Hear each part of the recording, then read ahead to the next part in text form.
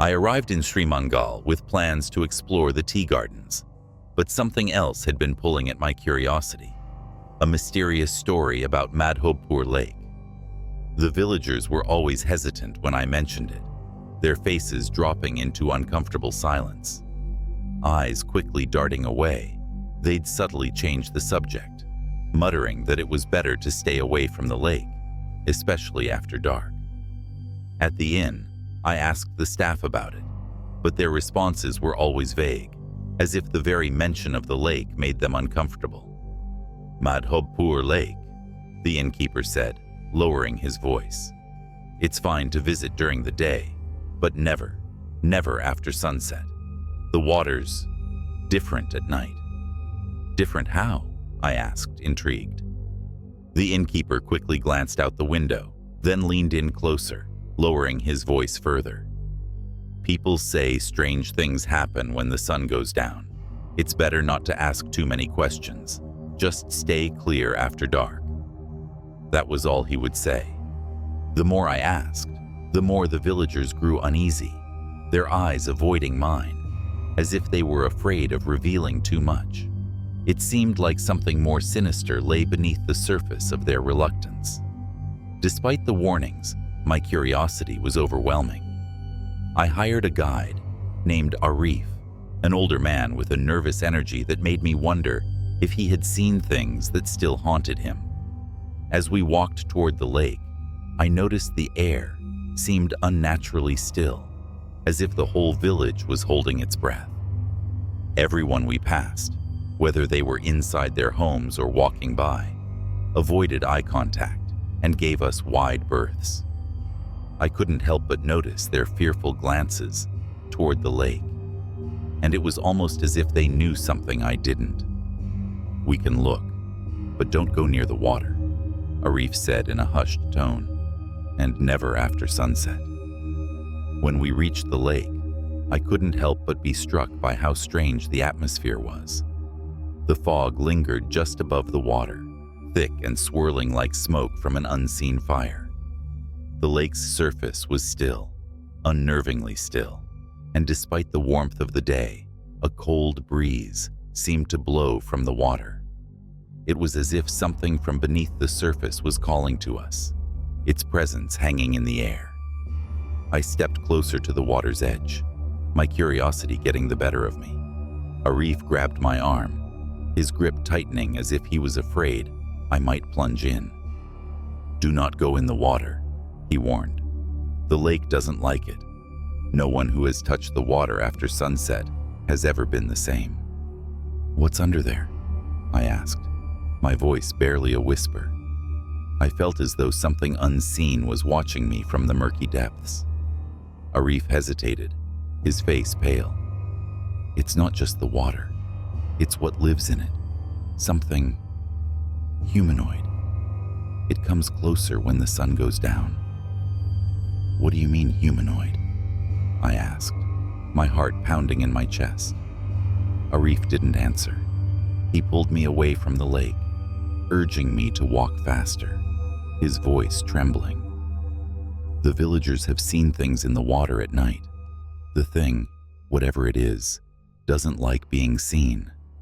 It comes out only after dark, and when it does, it's not just a shape. It's a presence, a dark figure that moves beneath the surface." We hurried back toward the village, but the air felt thick with a growing sense of dread. The fog had deepened around us, and the trees, once full of life, now seemed eerie and lifeless. There were no birds, no animals, just an oppressive silence. When we reached the inn, I noticed the village was now completely silent. No one walked the streets, and even the windows were drawn shut. I looked around and saw that the fear in the air was palpable. Arif was visibly shaken, and he refused to leave his room that night. As I sat alone in my room, trying to shake off the unease that had settled in my chest, I heard a strange noise, a faint tapping against the window, like something, or someone, was trying to get inside. My heart began to race, and I slowly moved toward the window, my breath shallow. But when I pulled back the curtain, there was nothing. The tapping stopped, but I couldn't shake the feeling that I was being watched. That night, I dreamed of the lake. I was standing at its edge, the fog thick around me.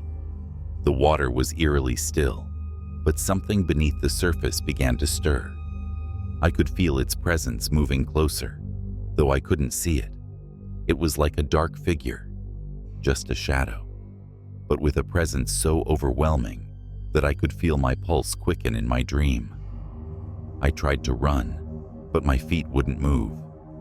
I woke up in a cold sweat. The room was pitch dark, and I could still hear faint tapping sounds. I quickly turned on the light, but nothing was there. The silence felt suffocating, and my mind raced back to Arif's words. Never go near the water after sunset. The next morning, I packed my things quickly, ready to leave. The village was still quiet, as if everyone had disappeared overnight.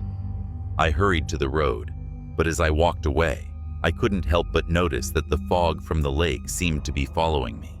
It clung to the trees, creeping into the village like a living thing. Before I could leave, Arif appeared again, looking even more troubled. His eyes were wide, his face drawn with fear. "You saw it, didn't you?" he asked in a low voice. "It knows you're leaving, but it won't let you go. It never lets anyone go once you've seen it." I didn't understand what he meant until I heard the faint sound of something scraping against the windowsill, a sound I couldn't place. I turned quickly, my eyes searching the room, but there was nothing there. Arif's expression grew grim. "It's not the water that calls to you. It's the thing beneath it. And once it's marked you, you can never truly leave. It will come for you, no matter where you go." I quickly turned and left the inn, desperate to escape. As I drove away, I saw the lake in my rearview mirror. The fog seemed thicker now, and I could have sworn I saw a dark figure moving beneath the surface, watching me, waiting. I don't know what's down there, beneath the water, but every time I close my eyes, I can still feel its presence. The tapping at my window has become a nightly occurrence, and I know it's just a matter of time before it finds me again. I shouldn't have gone near the lake. I shouldn't have seen it. But now it's too late.